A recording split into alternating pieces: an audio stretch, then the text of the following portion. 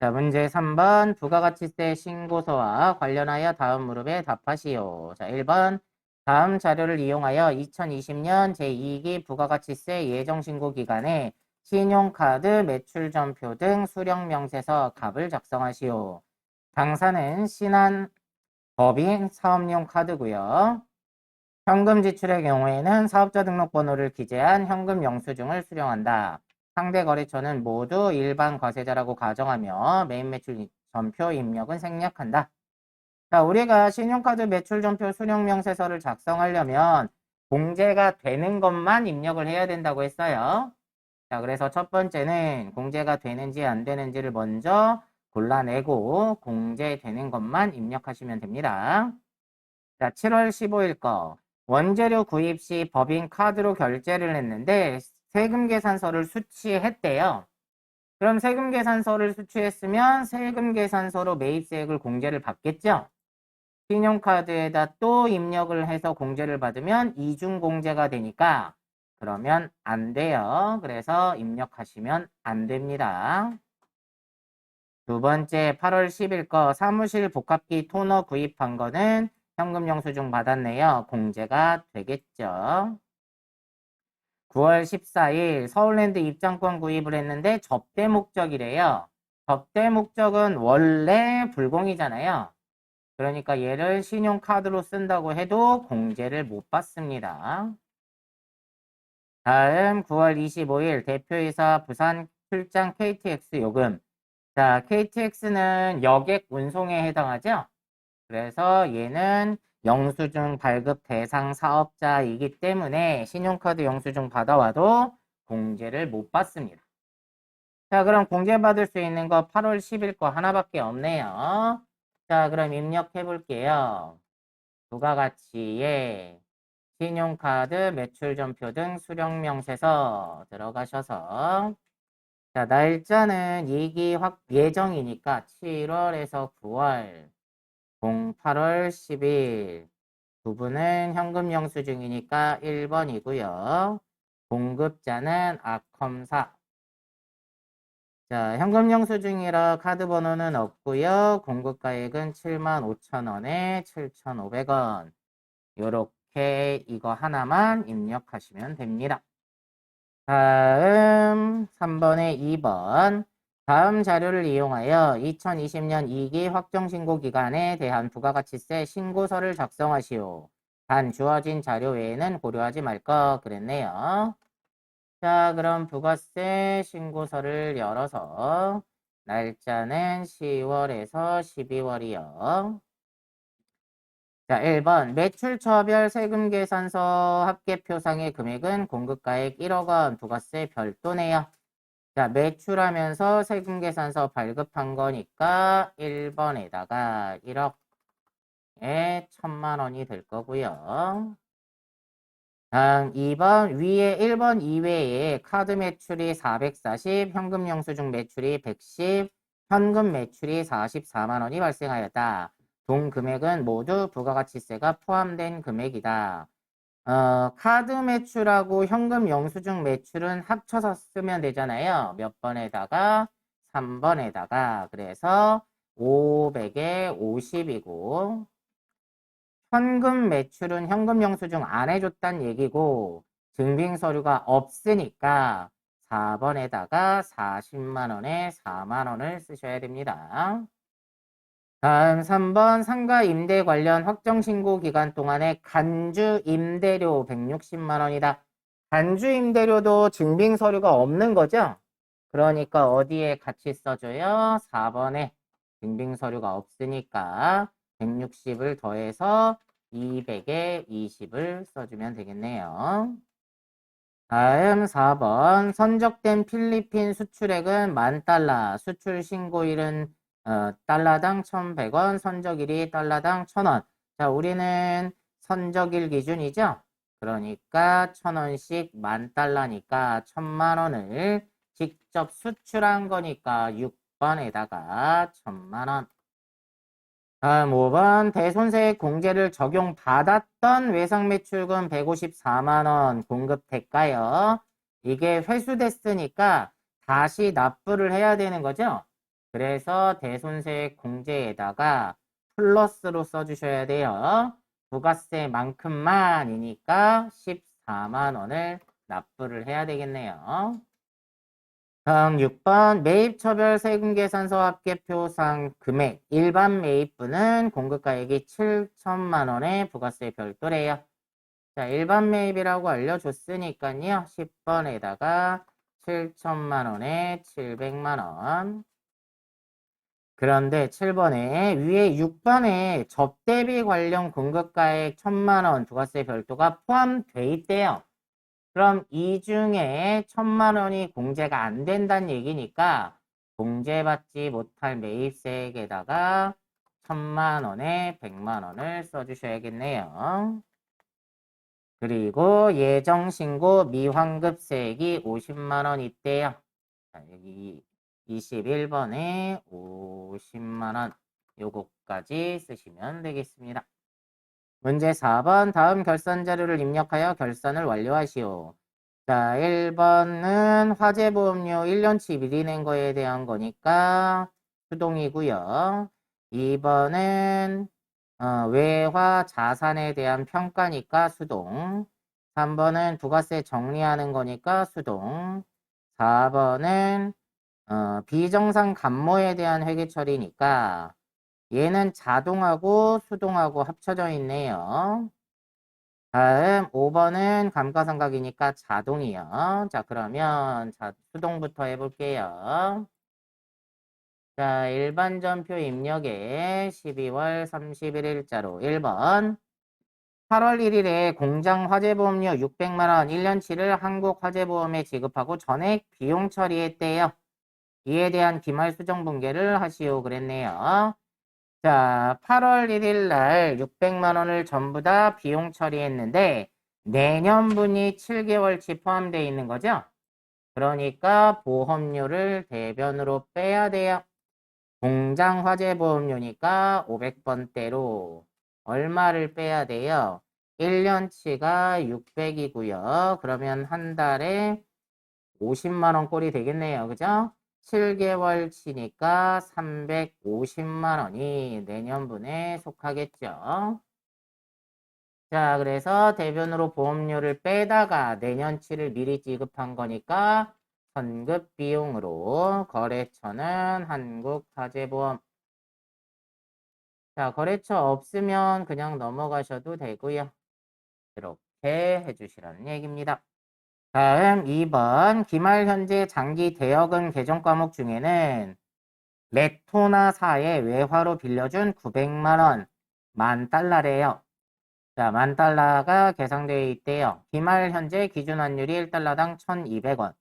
빌려줄 당시에는 달러당 900원이었겠네요. 그죠?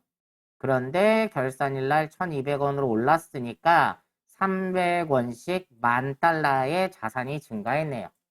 그럼 차변에 장기 대여금이 증가했어요. 어디 거요? 레토나 사건. 300원씩 10,000달러니까 300만 원. 자, 얘가 늘어난 이유는 외화를 결산일이니까 환산했더니 자산이 늘었으니까 이익이더라. 이렇게 해주셔야겠네요.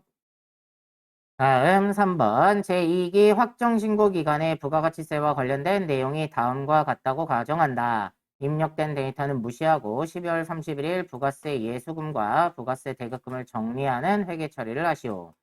단 납부세액 또는 환급세액은 미지급세금 또는 미수금으로 경감공제세액은 자비익으로 가산세는 세금과 공과로 회계 처리할 것. 자, 그럼 그대로 정리하면 되겠네요. 대변으로 부가세 대급금을 털고요. 1240만 원. 차변으로 부가세 예수금을 털고요. 845만 원. 지금 부가세 예수금이 더 적은 걸로 봐서 환급이 나올 거예요. 여기에 전자신고 세액공제는 자비익으로 하라고 그랬으니까 대변에 자비익 10,000원 해주시면 되고 그 다음에 가산세는 세금과 공과로 하라고 그랬죠? 그래서 차변에 세금과 공과 800번대로 얼마요? 4만 원. 그러면 지금 부가세 대급금이 더 많으니까 사변에 미수금으로 392만 원만 해주시면 되겠네요. 자, 다음 4번. 기말 재고 자산의 내역은 다음과 같다. 기말 재고액 및 비정상 감모 손실과 관련한 결산 사항을 입력하시오. 자, 원재료는 장부상 금액은 540인데 실산 금액이 450이래요. 90만 원이 없어졌죠?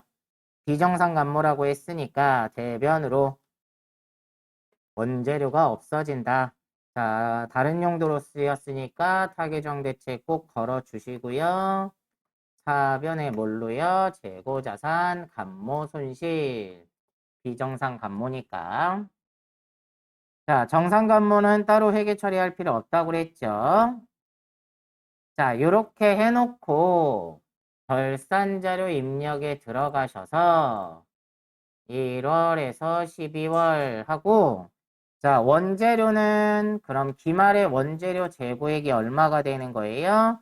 450만 원이 되는 거고 그 다음에 제품은 차이가 없으니까 기말 제품에다가 1,400을 쓰셔야 되고 상품에다가 기말 상품 재고액에다가 실산 금액을 쓰시는 거예요. 1,500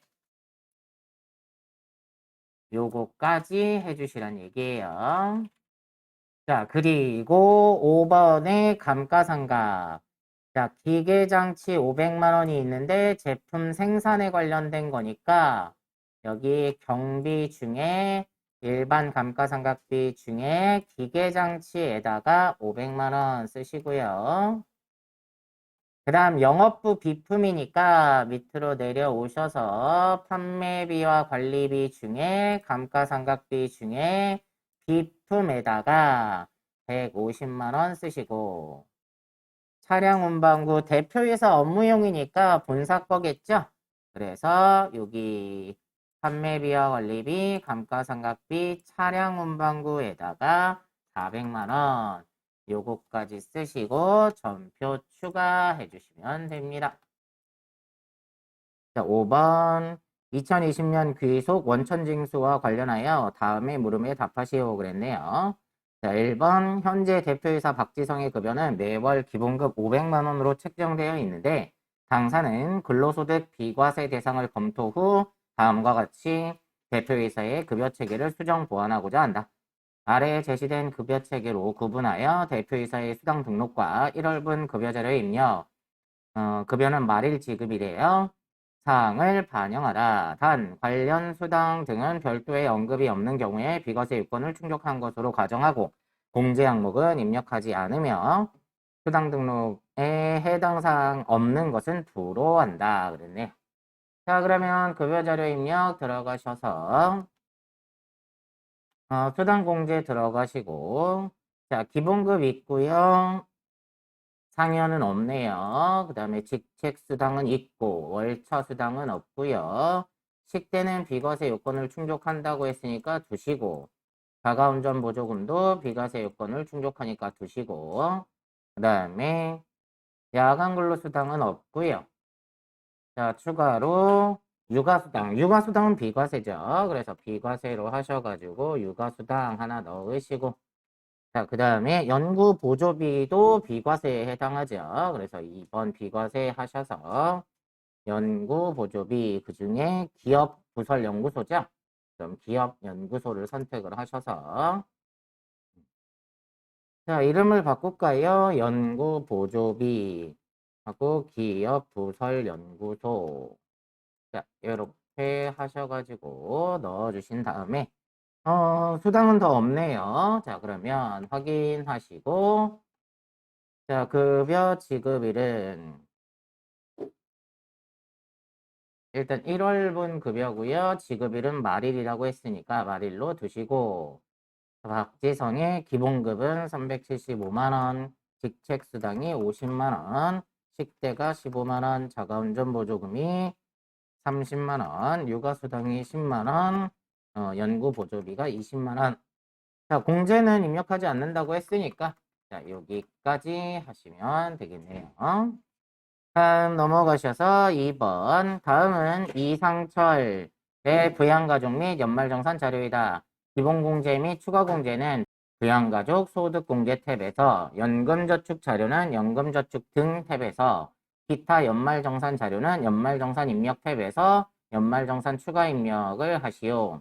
단, 부양가족 등록은 이상철의 세부담이 최소화되도록 하고, 부양가족은 모두 이상철과 생계를 같이 한다고 가정하며 기본공제 대상자가 아닌 경우에 부로 표시한다 그랬네요. 자, 그러면 일단 연말정산 추가자료 입력 들어가셔서 이상철의 부양가족 먼저 볼게요. 자, 부양가족 본인은 남자인데 배우자와 전년도에 사별했네요. 근데 20세 이하의 자녀가 있으면 한부모 공제를 해주겠죠. 그래서 한부모 공제해 주시고, 다음 소득자의 직계 존속 모친이요. 김영자, 내국인의 주민번호가 470125-2088-712. 자, 60세 이상에 걸리는데 사업 소득 금액이 500만 원이 있네요. 그럼 돈을 잘 벌잖아요. 그죠? 그래서 기본공제 대상자가 안 되겠네요. 구로 하시고, 그 다음에 직계 비속 이미듬이 있고요. 내국인의 주민번호가 7 0805123088-711이요. 자, 20세 이하의 소득이 없는데 장애인이에요. 그럼 일단 20세 이하 기본공제 걸리고요. 거기에 추가 공제로 장애인까지 공제를 받을 수가 있겠네요. 자, 이렇게 하시고, 다음 이사랑 내국인의 주민번호가 120812408871이고요. 자, 8세니까 20세 이하에 해당하고 미취학 아동의 소득이 없대요. 자, 그럼 20세 이하로 두시면 되고 나머지는 해당 사항이 없네요. 자, 여기까지 해주시고, 자, 연말정산 갈게요. 자, 첫 번째 보험료. 본인의 자동차 보험료는 상해보험료에 해당하니까 보장성 보험에 해당하죠. 그래서 보장성 보험 일반에다가 70만 원 쓰시고, 두 번째 자녀 이미듬의 장애인 전용 보장성 보험료. 자, 아까 이미듬은 20세 이하의 소득이 없는 장애인이었어요. 그러니까 공제를 해주겠죠. 자, 120만 원 해주시고, 그 다음에 자녀 이사랑의 생명보험료. 자, 이사랑도 아까 미취학 아동의 소득이 없었으니까 공제 대상이 되겠네요. 자, 그래서 보장성 보험 일반에다가 150만 원 플러스 해서 220만 원으로 쓰시면 되고요. 다음 의료비, 모친 의료비 200만 원, 건강 증진 목적의 의료비가 50만 원이 포함되어 있대요. 건강 증진 목적의 의료비는 공제를 안 해주죠. 그리고 모친이 소득이 많다라고 하더라도 의료비는 나이 제한 소득 제한이 없으니까 다 해주겠네요. 근데 모친이 아까 47년생이었으니까 65세 이상자에 해당할 거고 여기에다 얼마만 150만 원만 건강 증진 목적은 안 해주니까. 다음 자녀 이미듬 질병치료비가 있네요. 자, 이미듬은 아까 장애인이었죠? 그러니까 여기 장애인에다가 500만 원 쓰시면 되고요. 자, 확인하시고 다음 교육비. 본인의 사이버 대학 등록금 본인 거는 해주죠. 600만 원과 영어 학원비는 안 해주겠네요. 그래서 교육비에 본인에다가 대학 등록금 600만 원 쓰시고 그 다음에 자녀 이미듬의 초등학교 수업료 250만 원인데 체험학습비가 30만 원 한도인데요. 50만 원을 썼네요. 자, 이게 포함되어 있다고 하니까 230만 원만 쓰셔야 되겠네요. 자, 그래서 이미듬이 초등학교 여기에다 230만 원만 쓰셔야 되고요. 그 다음에 자녀 이사랑의 미술학원비. 아까 이사랑은 미취학 아동에 해당하니까 학원비 공제 대상이 되겠죠? 그래서 취약 전 아동에 들어가셔서 200만 원 쓰시면 되겠네요.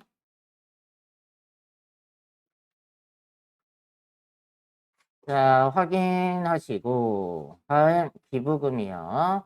본인 기부금이네요. 특별 재난 지역의 수재이연금은 법정 기부금에 해당하니까 법정 당해 기부금에다가 100만 원 쓰시면 되고요. 자, 확인. 그 다음에 연금저축 본인 것만 해준다고 했어요. 그러면 연금저축 등 들어가셔서 연금저축으로 우리은행에 계좌번호는 620-16377-1-1202고요. 금액은 200만 원. 자, 여기까지 써주시면 되고. 자, 마지막 신용카드 나왔네요. 자, 연말정산 들어가셔서 신용카드에. 자, 일단 신용카드 2천만 원을 썼는데 거기 전통시장 사용액, 대중교통 이용분 제외래요. 그러면 다 공제가 되겠네요.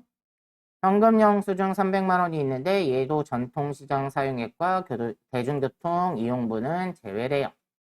그러면 현금 영수증에다가 300만 원 쓰시면 되고 그 다음에 전통시장에 80만 원, 그 다음에 대중교통에 30만 원. 자, 신용카드는 뭐 별다른 얘기가 없네요.